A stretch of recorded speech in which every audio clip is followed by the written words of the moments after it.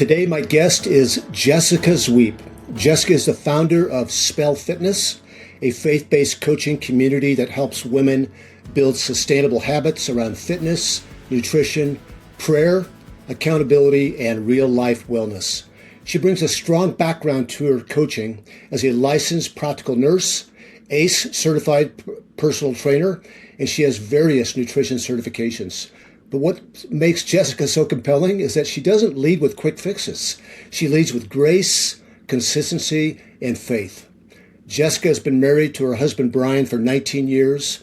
She's a mom of 4, one to soon be 18 years old, and then 14, 13, and 9.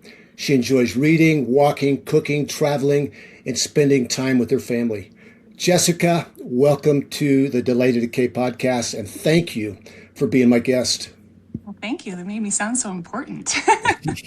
You are important, just as in so many ways.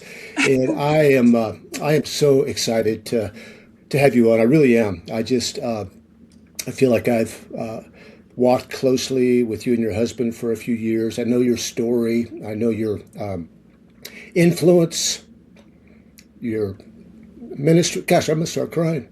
Jeez. Oh, good, because I have tissues too. Let's go. Okay. Oh my goodness! Like that doesn't happen very often this soon. But yeah, I'm just excited to have you. So, hey, we're going to start off right here. What's one habit or discipline that you have been trying to incorporate into your life lately to keep you moving up and to the right?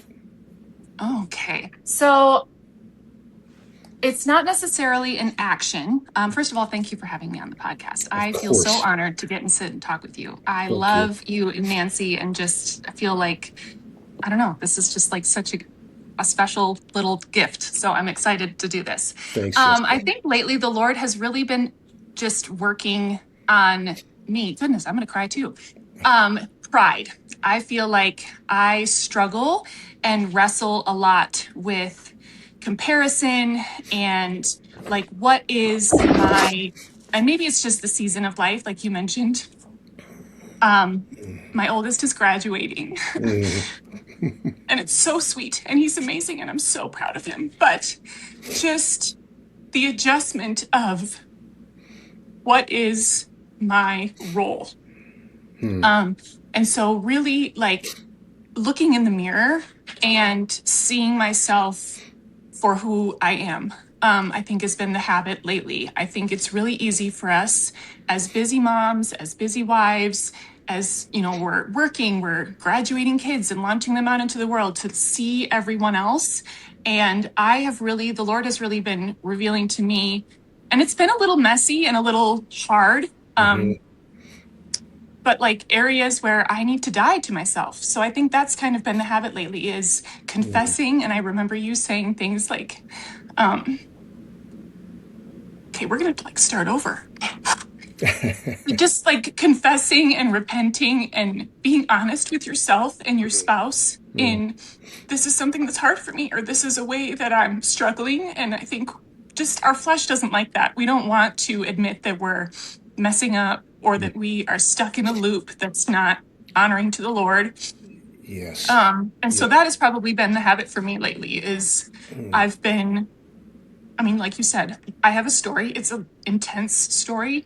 And I feel like the last couple of years, everything's calmed down. Like I'm not running on survival and get people through these horrific, traumatic experiences. And now it's like, look in the mirror. Who are you? What do you need to work on? So that's been my habit, is looking in the mirror.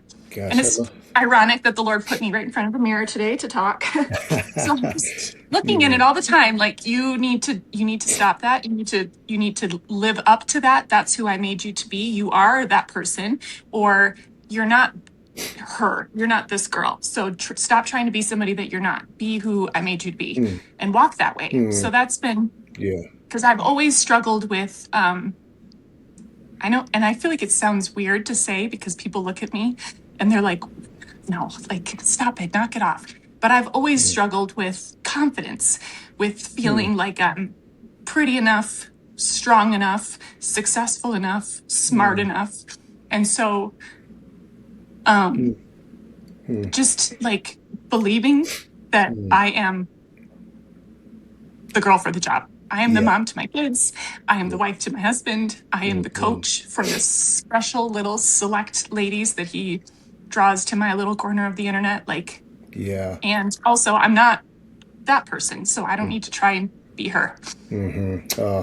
Jessica, there's so much I appreciate about you, and I have no doubt, God is always doing more than one thing at a time, and I have no doubt that your story as we go through it today is going to it's going to re-bless me.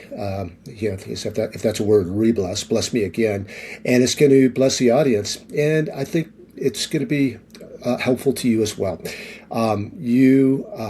One of the things I really appreciate about you is that you're authentic, and you're vulnerable. I don't. I am on Instagram and Facebook, so every once in a while I'll stumble across one of your posts, even though they're not for me. And what I see is vulnerability. What I see is someone in process. And the reality is, we're all in process. And there are different seasons of life. There's hard seasons. There's easier, less hard seasons. And I love it that you are happy and sad that your son has turned 18. And I think for any parents that are listening, that if you have the posture that you just can't wait to get your kid graduated and out of the house, I would suggest that maybe you need to be reflective and maybe you need to repent a little bit. Yeah. Because we should be happy for our kids as they launch, and there should be profound sadness when they launch. And so it's that dichotomy of feelings, isn't it? And Yes. Bittersweet is the perfect word. I feel bittersweet. like That's it's, so yeah. good. Yeah. Yeah. So thanks for that. Thanks for reminding us of that. And yeah, just grateful. Well, let's talk about your story a little bit.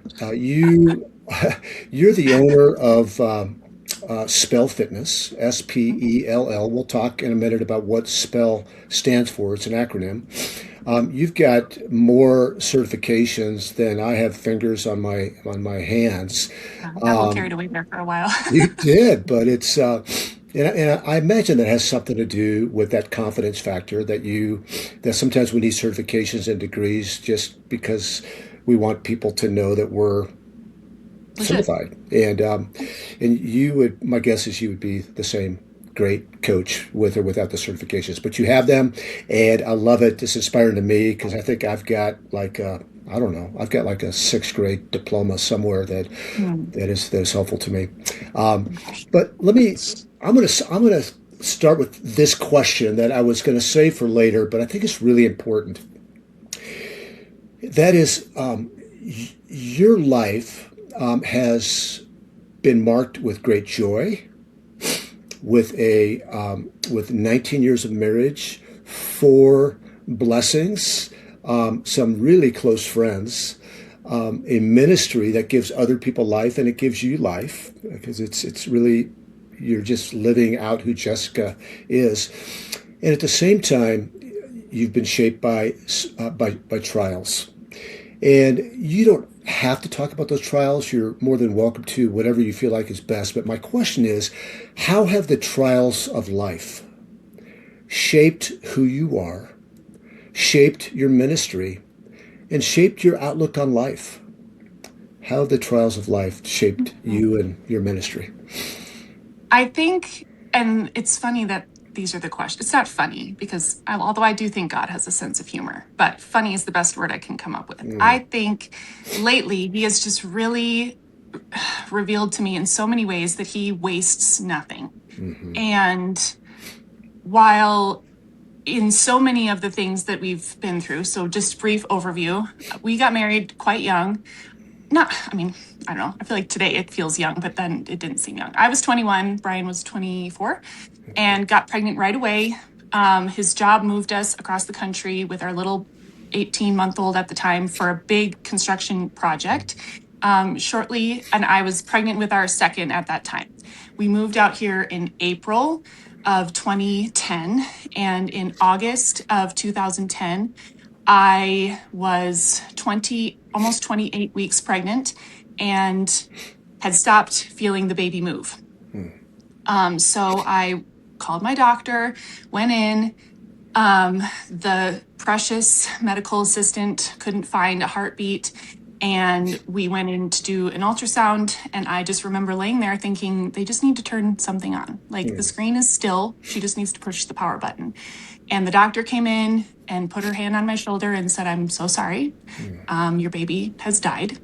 And that was the most traumatic thing I think there are other significant traumatic things, but it just opened this whole season of grief and fear. And if that can happen, anything can happen. I forgot to mention before that no, it wasn't before that. No. Anyways, somewhere in there, I'm like so overwhelmed with the timeline. So we had lost a baby. Then my husband needed to have kind of emergency heart surgery. That was quite intense, the recovery, all of that. The company we moved out here with ended up going under. He started over, started his own company, had to have another heart surgery. Somewhere in between the starting of the company and the second heart surgery, he was in a pretty significant car accident that rocked our world again.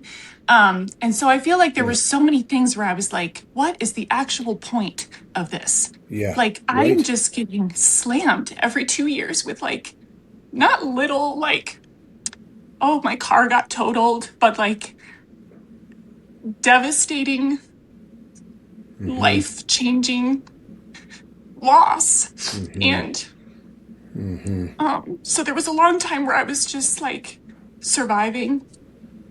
I did my makeup and everything, Dan. I looked so good when I started this. What a mess. You still look good, Jessica. I'm such a like red-nosed crier, so I'm sorry. It's like very boogery and okay. That'll it. So there were so many things where I was just like, this is pointless. Like there is no reason. There's nothing good that's coming out of the fact that I had to sit in a funeral home and pick out a tiny little casket. There's no point in the fact that I had to sit in a hospital room with my husband who was completely intubated and unconscious and wonder, when do I get my person back? Do I get him back? Is he going to be the same? Like such devastating loneliness and just like fear. And it's come like such a full circle now because I feel like I am in a unique position to be able to, and again, this is that pride piece. Like, I don't want to be puffed up with like my story's more sad than your story, but it's really friggin' sad. And there was a lot of really hard, messy things. And I feel like it almost gives me, like I was talking about the confidence, it gives me in a weird, really tragic way, like some credibility to be able to speak to people who are going through hard things. And this is maybe a little segue, but there was a woman who was at our school who they went in for an ultrasound and found out that the baby had a condition that was not compatible with life. And people who knew my story were like, you need to go talk to her. And it's like, well, mine wasn't exactly the same, but also like, there's a really good chance you're going to be in this little club of moms who've buried babies here in a little while.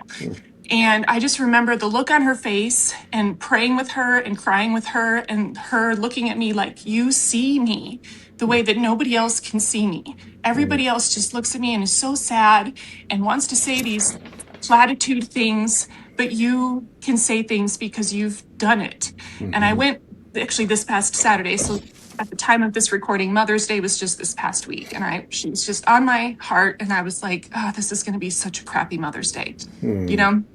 So I got her a little gift and brought her a meal. And I don't know as I've ever held someone, like hugged them and have them cry the way that woman did with me. And she was just like, is it going to get better?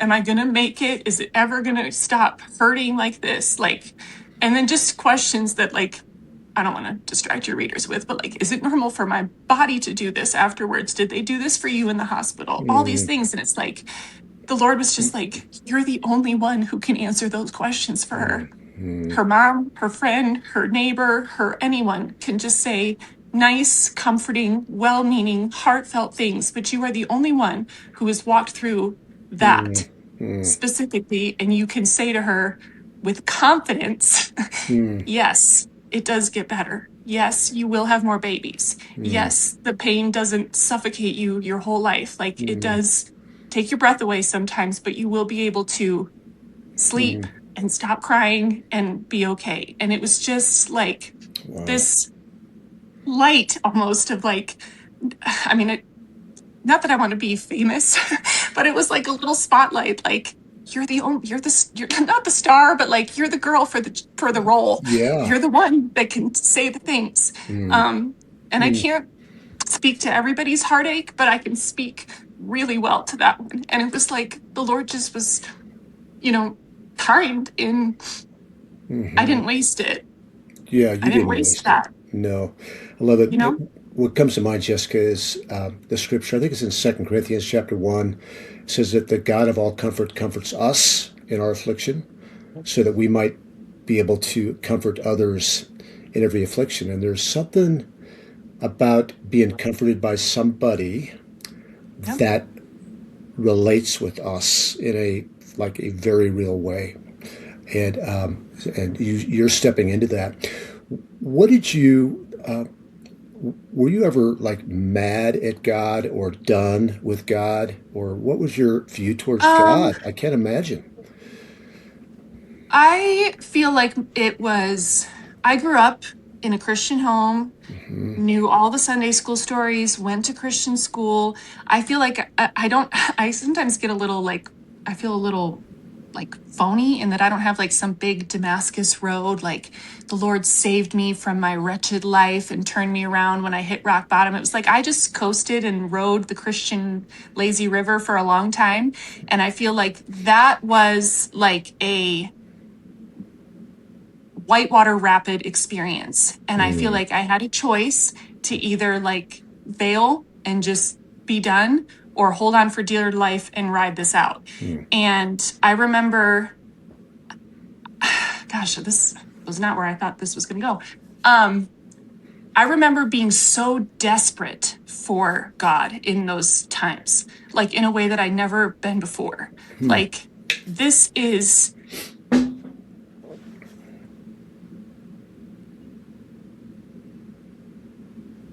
going to kill me if I don't Mm. figure it out. Um, and so I don't know if I believe in like booming voices from heaven, but there were so many times where I was like so dark. It was so dark. And I just remember like hearing this isn't it. This isn't going to be what does you in. And it wasn't like, oh, I just got up and everything was transformed, but Mm-hmm. he pulled me through.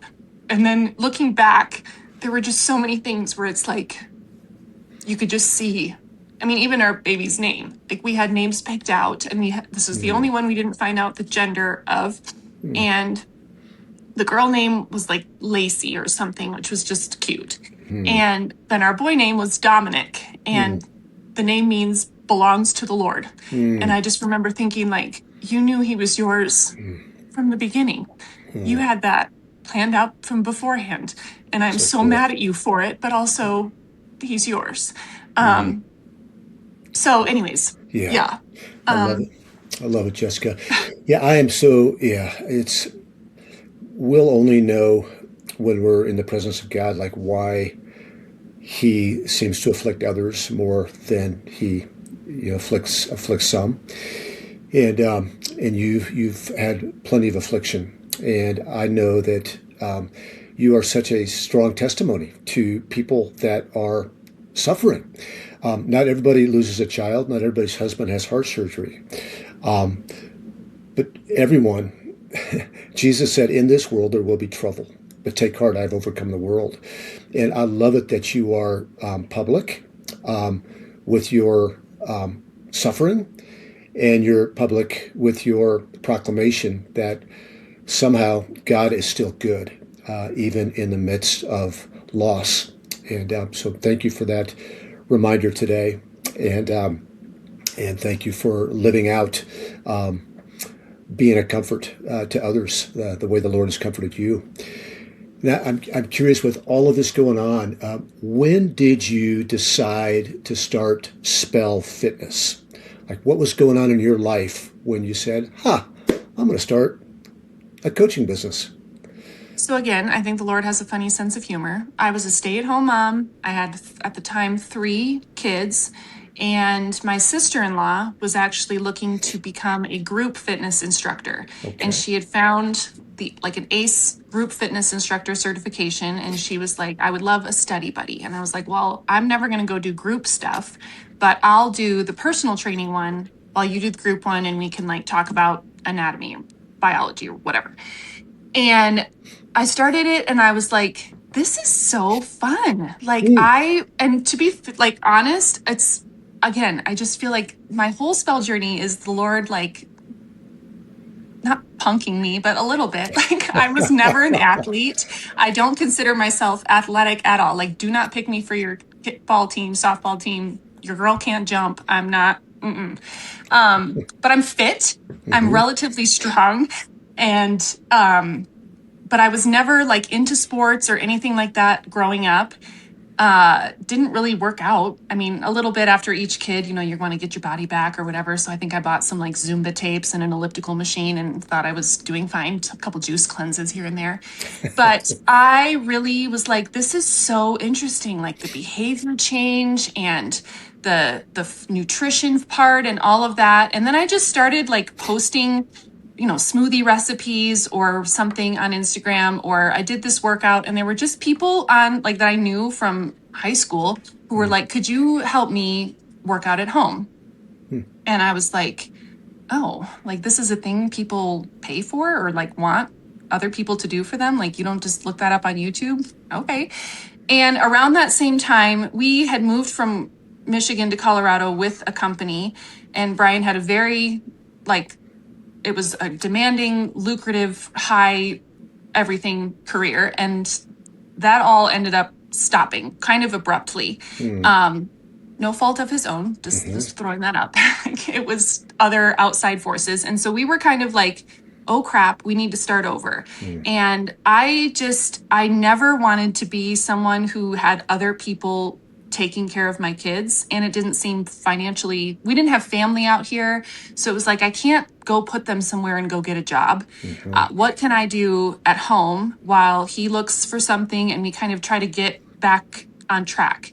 And God was, I don't know, it was just kind of like people will pay you for workouts. Like they'll pay you to help them get in shape.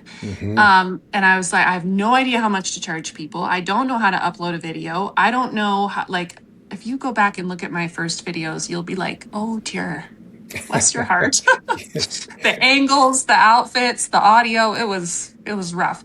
But it's so funny, and not, again, funny is probably not the right word, but just precious, I guess, to see how he took me from that place to where I am now. And that it's women, because I have always, like, there was a long period of time where I struggled. I was never the popular girl in school. I always joke with Brian, like, he's very popular. He's very good looking. He's very charismatic. He's all these things. I was like, if we went to the same high school, you and your friends would make fun of me. Like, you would pick on me.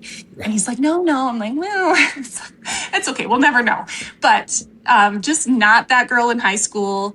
And then even like late teens, early 20s, I just had like a lot of women who were very cruel to me. And I remember being like really afraid of powerful women, like intimidated by them. I don't want to be around them. I feel like I'm not up to their level. I shouldn't, like, I don't add anything to that scene. So I'm just going to sit back with my kids and watch everybody else be cool. And so it was really scary to have women who I viewed as being quite like popular or powerful or, that's who I want to be, coming to me and saying, will you help me? And so it was like an act of trust and like almost overcoming a fear Mm-hmm. of like, is this like a joke? Like, are they hiring me so they can like make fun of me? Oh. Like, are they going to use it against me kind of thing? Because I've had that. Like, I've had women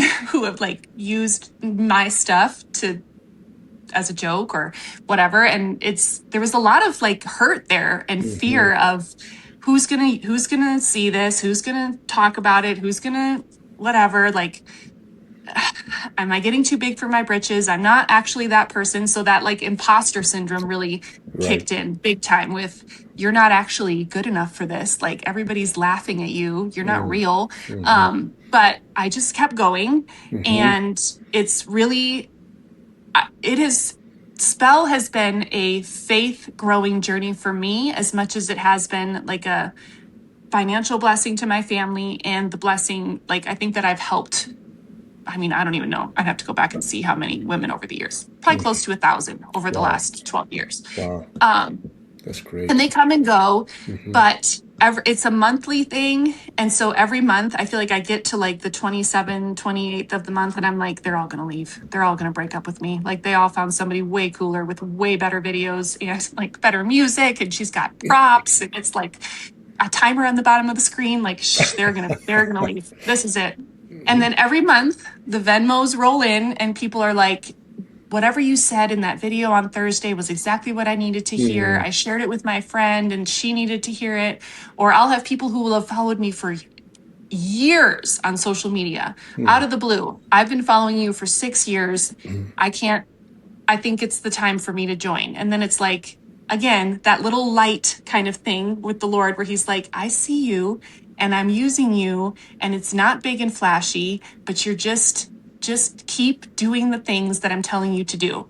Mm-hmm. Do the things that I'm telling you to do. And it Yeah. just feels so like, it's such a weird tension for me because I feel there's so much on social media, Mm-hmm. of, build this, sign up for this coaching program and you can earn $600,000 a month. And I'm like, oh my gosh, that sounds great. Like, sign Sounds me great. up. And then Yeah. I get into it and I'm like, everything about this feels icky. Like, I don't want to Mm-hmm. charge people that much money because I know Mm-hmm. what it's like to have no money and feel like Mm-hmm. I still want to take care of myself, but I can't afford $500 a month for this 6-week program. So I guess I'll Mm-hmm. just wait and feel miserable for a while. And so it's just always been like like a tense thing for me where it's like I probably could, I don't like, I hate the word should. I had one client at one point who was like a therapist, and she was like, you need to stop shoulding all over yourself. And I was like, Exactly. oh, That's good. probably. That's right. So I Yeah. probably could, should Mm-hmm. charge 2, 3, 4 times what I do a month because I know other people do. And I know that Mm-hmm. there are people who will pay that. But I also know, for me, having been in a position where it's like, we can't afford that. Like, we don't have the money to do that right now. And Mm-hmm.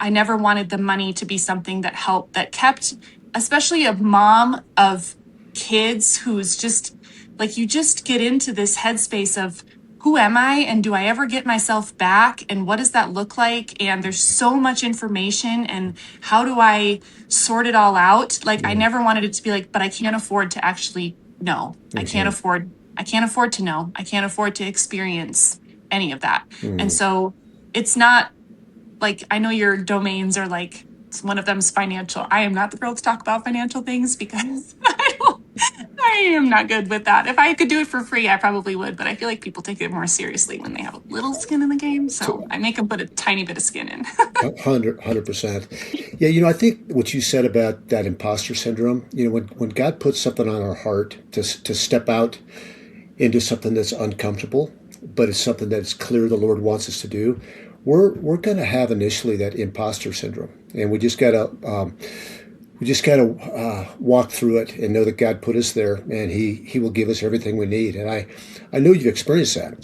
That you've even though you every day you do it, you probably have a little bit of nervous, but you're way more confident today, Oh, yeah. right? And it's funny that you say that because I was just talking about that, not that specifically, but the concept of the things the Lord puts on our heart with someone today and this Mm, past week, like bringing over that meal to that mom. I don't know this woman at all. Like, I mm, literally have laid eyes on her 2 times in my whole life.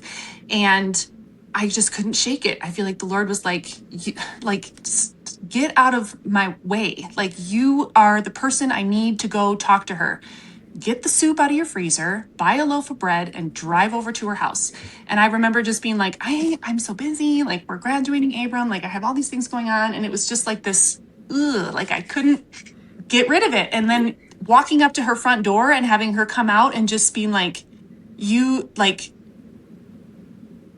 duh, why didn't I do this the whole time?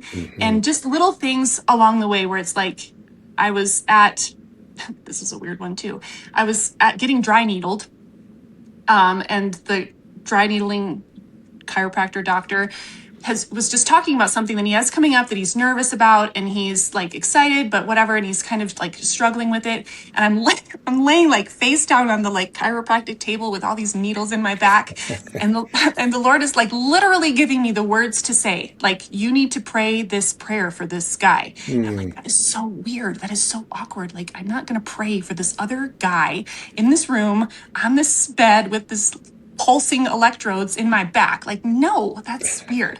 And then I leave and I'm just like, I cannot shake the thing that I'm like, he needs encouragement from me. And he has shared with you visit after visit after visit that he's the imposter thing and the nervous. And he feels like, is this going to go okay? Stop it. Say it. So I ended up texting. I almost turned around, but I was like, that's real weird. Like, now he has another patient. I can't be like, hi, I just want to pray for you. Right. But I texted this whole thing and was just like, I'm sorry I didn't do this in person, but I know you're worried about this. And I just pray that like traveling goes well and that like you have something to say and people are going to be blessed by it. Like, I hope it goes well. And he was like, that was so kind. Like, thank you so much. I needed that. And I was like, okay, like, I hope that wasn't weird and like inappropriate or something. But, Well, so I just, yeah, the Lord put it in your heart. yeah. And there's like I got a book one time called The 10-Second Rule, and I never read it, but like the premise was that, like, you drop a piece of food on the floor, you have 10 seconds before you shouldn't pick it up. God put something on your heart or mind, you have 10 seconds to act on it. And I definitely waited way more than 10 seconds on those two interactions, but I've just been trying to be better about like that still small voice, like, do it, say it, pray it, write it, send it, That's post right. it, do Yeah. it. I love And it. instead of being like, well, it's going to be weird or it's going to be awkward or what if they're busy? Like, every time that I've acted on obediently, it has returned to me with like, I don't a blessing, but just it's gone well. So I would Absolutely. strongly suggest the 10-second rule. Do that. That's Or 10 days, whatever. Just do it. that's so good, Jessica. This won't be a surprise to you, but something we talk about a lot on this podcast is direction, not perfection. And Love that. and the direction is the Lord's direction. It's that obedience piece. When God puts something on our heart, or He's made us a certain way, we go in that direction. And it's not about perfection. If we go like, well, when's the exact right time to do this? And what if somebody, doesn't respond well to my, loving them or praying for them or whatever? Well, if we get caught in perfection, like we're never going to take that next step in the right direction. Right? And that's really what you're talking about. So thanks for encouraging us with that. Your coaching is very different from the typical quick fix fitness world.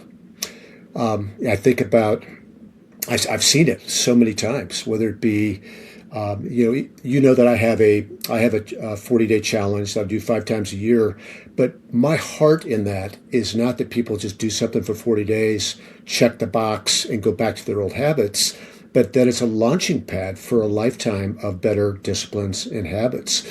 I've known a lot of people who've done 75 hard and they complete it and then they completely fall off the wagon. They didn't drink the alcohol. They read the two, whatever. The Books, the walk, the inside workout, the note. Yeah, it's a whole yeah, thing. There's a yeah, lot of boxes to check. there is, and I do it for 75 days. It's like, whew, I did that. I guess I'm not going to do anything the Let's next. go get a burger and a beer. Yeah, That's right, I made it. and never read again. How did you develop a philosophy built around sustainability, grace, and long-term habits rather than dramatic, top of the mountain, short-term results? I don't know, as I started out that way, I feel like I really in the beginning was very like, send the pictures every month, weigh everything you eat, log everything. And I still feel like there is something to having an awareness around what you're eating. People like to buck me on that. There's a lot of like intuitive eaters out there who are just sorry, the woman who I was talking about is texting me like a ton right now. Out of the blue. Her ears must be burning. So it didn't always start that way, but I feel like as I started to just live what I was preaching more and more, it was like, it's not sustainable to have a busy mom carry around a food scale. And it's not sustainable for us to be looking for a specific number on a scale. What is it that is actually moving the needle in my life and in the lives of my clients? And that is overall health. And unfortunately, most of us, and I think it's hard because when you're in the fitness space, you kind of get like jaded to the fact that like everyone knows to drink water. Everybody knows to eat protein. Everybody knows not to start your day with a donut. Like everybody knows that. But then there are so many people who are like, well, I'm like, what did you have for breakfast? A donut. Okay. How's that Wait. working for you? Are you telling me that's a problem? I mean, it's not the best. And I know Okay, you don't eat donuts for breakfast. I You have don't. your butter coffee or whatever. Um, I want the donut, but I don't. I don't eat it. Um, and so it really shifted over the years and there's been like a pendulum a little bit with it where I probably get a little too lenient, like give yourself some grace, la la la, to tighten up and track everything. And I like that analogy because I think that's how a lot of women operate. Like you said, they do the 75 hard and they pack all their meals in Ziploc baggies and they're carrying their food everywhere and they're tracking all their steps and they're tracking all their calories and they're like laser focused. And then they get sick or their kids get sick or they go on a trip or they finish the 75 hard. And then they're like, whew, did that, swing it across the other way. And then they're like, I need to stop. I need a detox. I need a workout plan. Sign me up. And they swing it the other way and they live on this drastic thing. And our bodies, Yeah. especially as we get older, I hate to say this, I used to be like, I'm not actually aging, but I just turned 40 like a couple weeks ago and it's not my favorite, but I'm doing it and it's a thing. Like your women's bodies cannot handle that much stress for that long. Like what you did when you were 20 is not going to work the same way that it's going to work now. Like you've had a lifetime, like I talked about for me, some of us more than others, of trauma, big things, little things, stress, pregnancies, birth, moves, illness, loss, gain, jobs, relationships, like your body remembers all of that.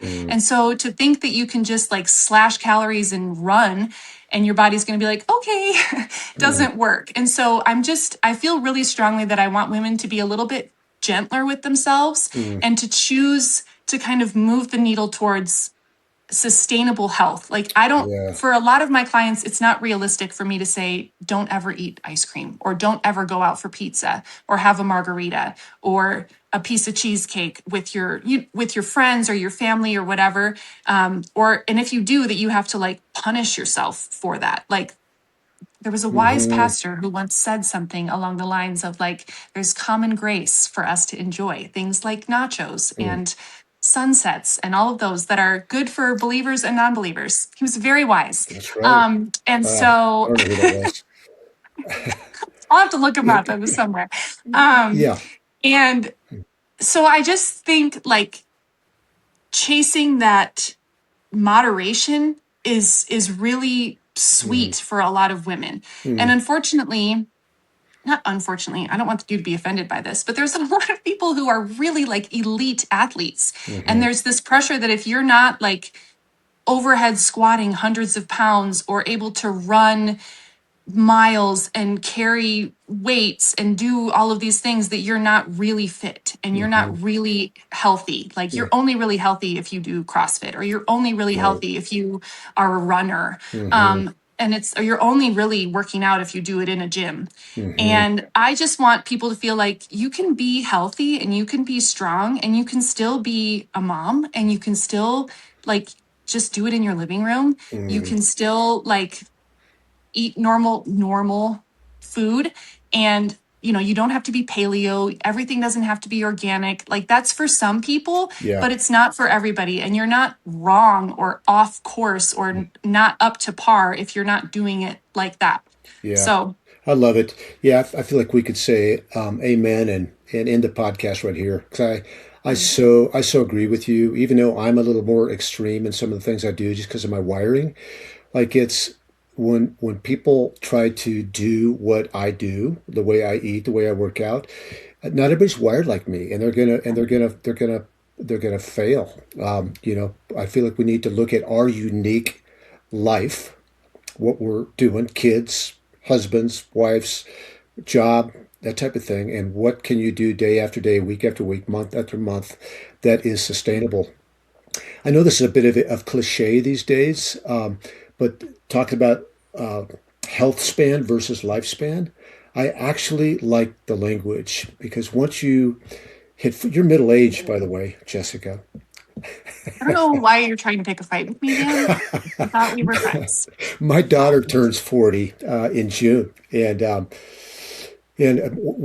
Nancy and I were in California this last week, and she saw something that she read, and she goes, "We're not middle aged anymore, are we?" I said, "Your daughter is middle aged. Middle aged uh, means that you're about like halfway through your life." But I lost my train of thought. health span, lifespan. Yeah, yeah, health span. About 40, probably mid 30s. I mean, really, the goal is health span. We can't control how long we're going to live, but we have some control over the quality of life we're going to live. I mean, God is in ultimate control, but like nobody's going to the Olympics. Most of us aren't going to the CrossFit Games. So what if you overhead squat X Right. And amount of weight? you can still have friends if you don't have a six pack. And your husband Totally. can still find you attractive if you have a little muffin top. Like there's this pressure that like if I don't get my body back after a baby, I have failed as a mother. Like I Mm, should be just as thin and fit and whatever as I was at 18 as I am at 35. And hmm I always am just like, where did that come from? Like mm, I know that I struggle with that myself. Like, and I was talking about this with someone the other day. Like, there's this pressure for me because Spell is me. Like, I mm, am the brand. I'm not a Beachbody coach. I'm not I don't know what the other ones are. Like, I don't represent someone else's brand. So I put, and maybe it's unnecessary, pressure on myself that, like, when people look at me, hmm they should see health, they should mm, see fitness. But it's so interesting because, I work out in the real world, I have a real job. hmm And people will say to me, like, if they see me, eating a cookie that someone brought into the break room or something, oh, you eat that? Oh, I didn't know you did that. I thought you were healthy. I am healthy and I eat that. Right. And it's like this weird, like people just assume that if you say that you are a fitness person, that you don't do those things. Mm, And then it's like their eyes open. I had one of them say the other day, like she was talking to maybe her doctor or a friend or something, and you can't eat cookies or you can't do anything after you turn whatever age because your body just can't handle it. And she was like, but Jess does, and she looks good. And it was like that was like balm to my soul. I'm like, you mm. can have the cookie and be okay. Now, should you eat all the cookies all the time? No. Did I do that last week because it was Teacher Appreciation Day? And apparently, when you appreciate teachers, you just bring them cookies. I'm not a teacher, but I get to like be around them, and people just love to give them cookies. That's And awesome. they're so delicious. But Yeah. that's not what I do every day. And my body was also like, please stop. You could Mm. like, my elbow hurts from all the cookies. Like 40 sucks. You get like weird elbow joint pain from foods that Oh, I don't normally eat. Like, why does that bother me? yeah. But, Well, um, one of the great benefits I think of living a disciplined life, nutrition wise and exercise wise, is so that you can enjoy the nachos, the cookies, the cake, because we live a life that's full of people and celebrations, and we're eating at other people's houses, and at school people yes. bring us cookies. So that's, isn't Yeah. it? I mean, would you agree with that? Yes. And not, like I said, it's not, there's that analogy that talks about, if you get a hole in one tire, you don't run around your car and slash the other three. Like just Right. because you had a cookie doesn't mean you need to like stop eating protein and drinking water and just sit down with the whole box of crumble and eat till you're throwing up. Like, you can enjoy the cookie. You didn't sin, like, you're not, that cookie is not moral. There's nothing there. And people attach so much emotion to their food, which is something that's really interesting to hear from women. Like, oh, I was so bad. I'm like, what'd you do? Did you like steal something? Did you like cheat on your spouse? Did you hit your kids? Like, what happened? Oh, I had a whole piece of pizza. Okay, well, that's not, you're not a bad person. You had pizza. That's food. That's not morality. So we need to move, like, and it's not a pacifier either. Like, when you have a hard day, you can't justify your emotions. Like, the cookies are not feeding your soul. And I don't get that right all the time. I have a lot of feelings right now. As you saw from the beginning of this podcast, there was a lot of feelings coming out of my eyeballs. And some of those feelings I've been trying to quench them with queso. Chips and queso has been my thing lately. And it doesn't Okay. help at all.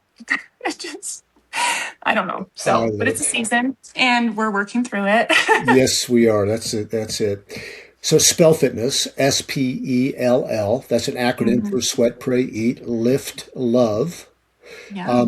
I think just even in the first, part of this podcast, we know why these are important to you. But walk through the framework. Why are these 5 words important, and how do they shape the way It that was you such coach like a women? strange little thing. It wasn't like I sat down and like really played with all these words and like, what should I call this? Hmm. I mean, I guess the Lord just gave it to me. And now again, it's kind of like there's some people who kind of make fun of it. Well, what do you mean? How do you spell fitness? Okay. It's an acronym, like, figure it out. But um and I guess I could turn that into a thing like, how do you spell fitness? I spell fitness: sweating, praying, eating, lifting, and loving. So There there you is go. sweat. Like, I do think there's something about cardiovascular health. While there's a place for yoga and walking and all of that, like, there's something chemically that happens in your body when you elevate your heart rate and when you sweat. Hmm. You're clearing out toxins, you're bumping up that dopamine, you're giving yourself, I call it a mental vacation. Like, when something's so hard that you can't physically focus on anything else, but like, I don't want this dumbbell to fall on my face, it's a break from all of the problems of the day. Like, That's you have good. to focus on that, and you give yourself a little 30-minute, however long, break from all your problems will be waiting for you when you're done. Hmm. Pray. This one has been something that it wasn't always as much of a focus in the beginning. I feel like I just needed something that fit the letter P, and that sounded nice and Christian and people like that. So I picked it. And now the Lord is like, actually, this is what's going to be the big thing. Hmm. Because now every workout for the last couple years has started with almost like, I don't know if I'm qualified to say this. Maybe you can tell me as a pastor, a sermonette. I have no theological training other than a couple of, again, I love a good certification. So I think I am, like, I did take something about hermeneutics somewhere. I don't know Did what the you? acronyms were, Nice. but so, and it's not, I don't write them out, and maybe I should be a little more scripted, but I feel like I Hmm. really like to let the Lord just, I like to talk. And so if you give me a microphone and a camera, I can ramble for a little while. And he is, like I said, he's been so kind and faithful and Hmm. just like timely with what it is that he has me talking about every morning. I'm really tired. I get up at 4:15 Wow. and I'm in my Bible for a good 45 minutes. And then I take a little bit of pre-workout with a few feelings about that one way or the other. Like, I don't want to hear about it. It's the caffeine that I need to do my job. And I go downstairs and I push record, and there's usually like 6 to 8 rounds of warm up, but it's more, this is what the Lord gave me today, Hmm. whether it's discipline or sin or repentance or kindness or seeing people the way that he sees them. And I can't tell you how many times people will end so I have a live Zoom every morning that I Okay. record them, and then I'm also live. So there's some ladies who join me in person, and then there are others who will do the recording later. Okay. And they will come back and say, I know, like, I don't know if you knew what was going on in my life, but that was exactly what I needed to Hmm. hear. Hmm. And it's like, okay, like, I will just keep babbling away in my caffeinated state before the sun comes up, and he uses it. Hmm. And then eating, we need to care about that. There's so many people who are like, well, I can eat whatever I want because I work out. And my question to them is, how's that working for you? Like, Mm. do you feel like you're getting stronger and healthier? How's your blood panels looking? Like, it's a lot of cheese. You should probably reconsider that. Mm. So I like to talk about food. That actually was a really big passion of mine for a long time, like recipes. And I still post about that, but I'm just not to make an excuse. We're just in the busy season of life where it's like, I don't know if I have a lot of mental real estate to come up with some glamorous recipes right now. We're just Sure. trying to eat. Yeah. Yeah. But sharing that, this is what I buy at the grocery store. This is what I feed my family. Like I have 4 student athletes in my home, Wow. and my husband and I are trying to be healthy. It's Mm. astronomically expensive, and we eat so much food, but knock on wood, we're very rarely, if ever, ill. No one suffers from like crazy constipation, which, believe it or not, is a real thing for a lot of kids these days. Like just Wow. the diets that our children eat, like they Hmm. can't poop. Hmm. And so mine Gosh. are good. Everybody's moving along great. And Nice. we are, so just like what they eat, and then lifting, strength training is important for women. I think Mm. there's a lot of fear around getting bulky. I can't remember how it went the other day, but I saw something the other day and it was like, you know, a woman says, I don't want to lift because I don't want to get bulky. And then the comeback was like, I don't run because I don't want to become Usain Bolt. It's like, I mean,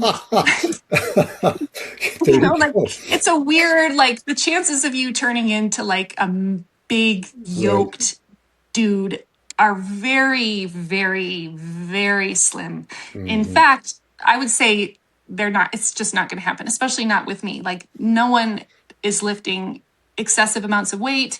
There's a whole hormone thing that has to happen there. So, just Hmm. encouraging women that, like, your bones need it, Hmm. your posture needs it, That's your right. heart needs it, the aesthetic that you're looking for needs it. Like everyone wants to be toned or tighter, and that's not going to come with yoga and walking and the Yeah. elliptical machine. Like you need to pick up some heavy stuff. That's And then good. love that we're just like, there's people who need you. There's Mm. people who need you to love them. You need to love yourself. Mm. I remind my girls all the time, like your body has seen you through, it's probably the only person that has seen you through 100% of your very worst days and has never Mm. not shown up. Mm. It may not look the way you like it. It Mm. may not do the things you want it to do all the time, but how have Mm. you treated it? Like, would you talk about your best friend the way that you talk about yourself when you look in the Mm. mirror? Like, you're disgusting, you're fat, you're lazy, you're gross, whatever. Like, that's mean. Be nice. Mm. I love it. Thanks. I love that acronym. God gave that to you. One that I want to highlight just because I'm a few years ahead of you, and my wife is a few years ahead. And that what I've learned is that osteopenia and osteoporosis is a real thing, especially for women. And one of the best ways to combat that is to lift weights. Yeah. And so people don't worry about osteopenia or osteoporosis in their 40s, but they can do the work in their 40s that will prevent it later in Yeah. life, right? Yeah. You've talked about helping women manage, I love this, manage the manageable. And That's a that's not good, mine. I actually can't tell you where I heard that. It was not mine originally, but I love it mm, because social media and just the whole like highlight reel of everyone's life. I feel like moms and wives and women are looking and thinking, I could never do that. I could mm, never have my house look like that. I can never dress like that. I can never make that dinner or drive that car or have that beautiful garden or whatever. Like there's so much pressure and we just get paralyzed mm, by I don't even know where to start because I'm so far behind. And so mm, I just try to encourage them so much. Like, what can you do today? mm, Like, you may not be able to hit your macros perfectly, drink 120 ounces of water, do all the things, get 9 hours of sleep. You have a newborn, you're traveling, your husband's out of town, your kid has soccer in 3 towns over. Like, what can you do? Can you fill up your water bottle today? Can you mm, go for a walk? Like manage the manageable. There's more that you can do than you cannot. And unfortunately, I talk to women all the time and I feel like this makes me sound kind of mean, but I'm like, I am the busiest person I know. Not to toot my own horn, but I'm really mm, freaking busy. I'm up early. I have kids all mhm, over the place doing all over the things. My husband is very successful and has his big, important company that he's running, and he's got a lot going on. And I have a full-time job at my kids' school. I don't have anyone cleaning my house, or I don't have a meal delivery service. Like, I'm cooking, I'm cleaning, I'm driving, I'm working, I'm doing the things. So if I can do all of that relatively well, those of you who have significantly less on your plates, what is it that's getting you so hung up? Is it scrolling on your phone? Is it this feeling of like, I don't even know where to start? Are you just, I mean, not to sound mean, but are you just lazy? Like, you just don't. And so people have a lot of feelings about that, but I really like to push a little bit at, don't let comfort and motivation be the things that drive you, because you will never be able to stick to something if you're waiting to feel like it. I had someone just a couple months ago say to me, like, she was like, I'm not going to do spell anymore. And I said, well, how come? Like, what's going on? And it was like, I just can't get motivated. And it's hard because I'm not with them in person. Like, I can't be like, I'll meet you at the gym at 5 a.m. Like, you have to do this a little bit more on your own. I'm not holding your hand. I'm not dropping off dinner. Like, you have to do it.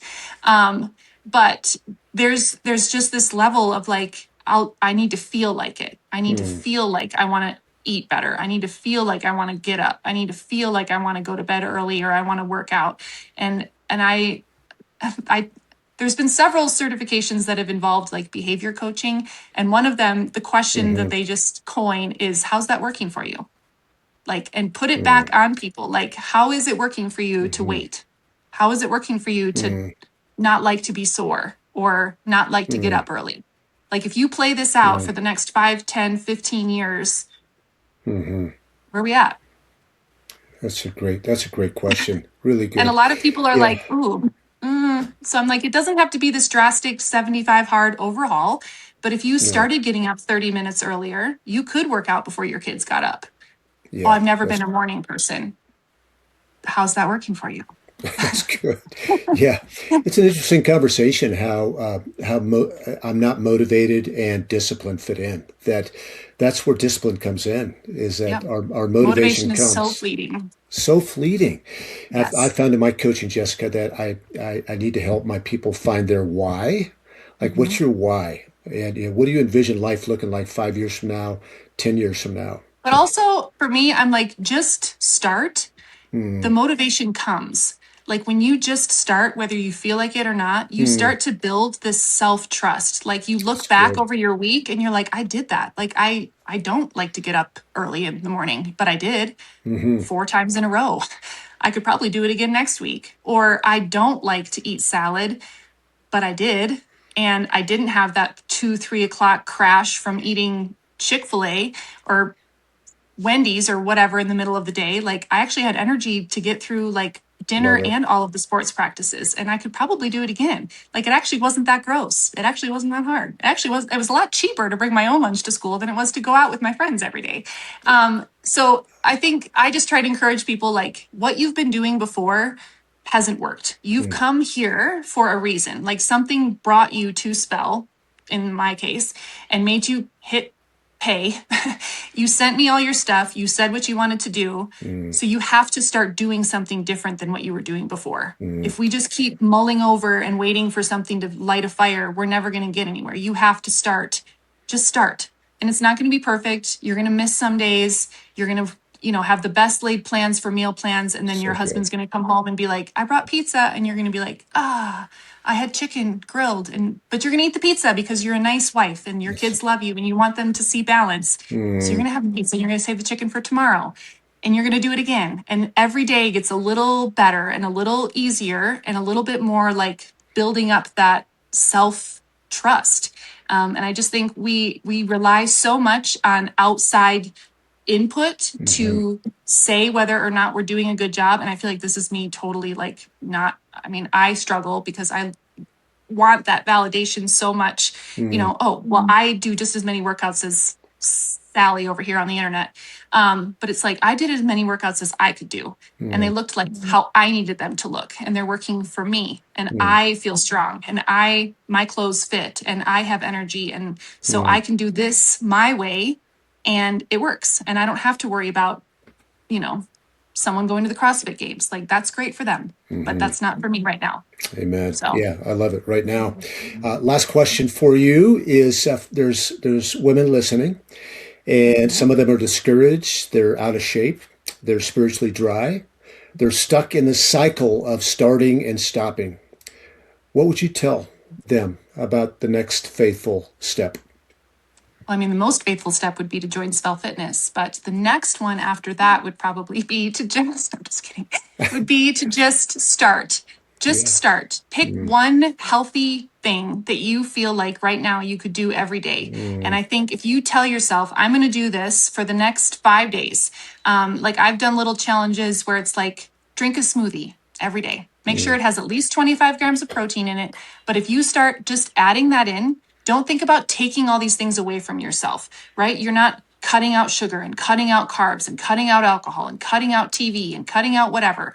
Like, add in something good. Give yourself something good. You deserve to have something good. Actually, I don't like the word deserve at all. So scratch that, edit that out.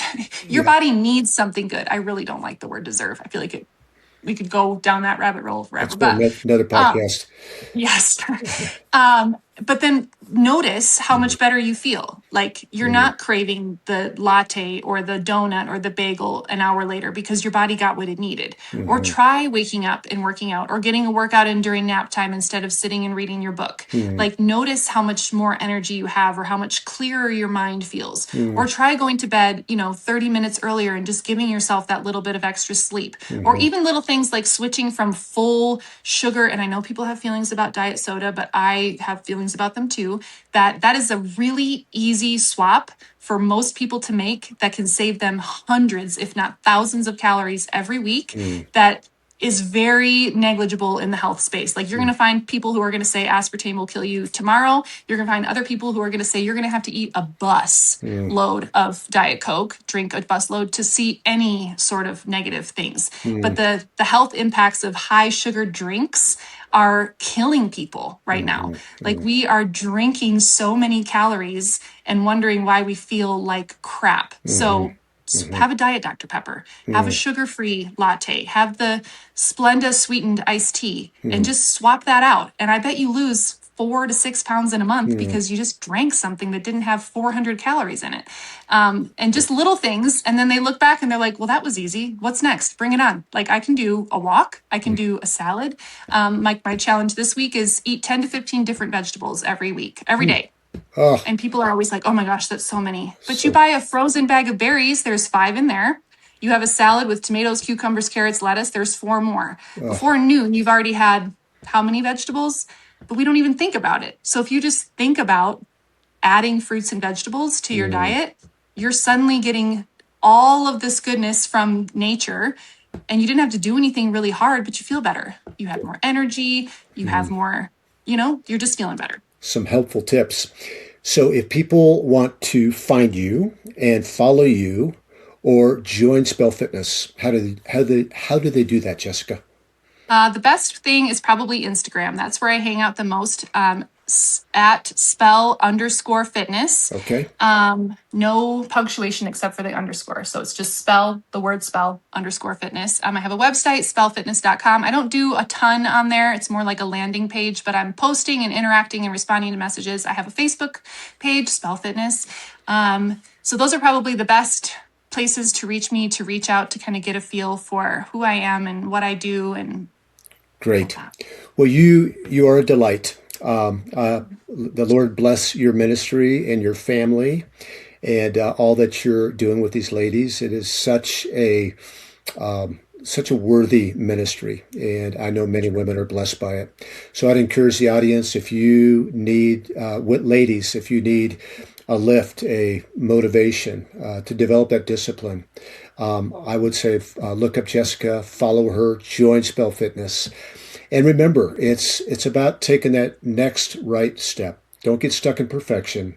Take the next step in the right direction and watch that step turn into a next step and a next step. And then you've got discipline. So until we see you next week, have a great week and keep heading in the right direction. Jessica, thank you. Thank you.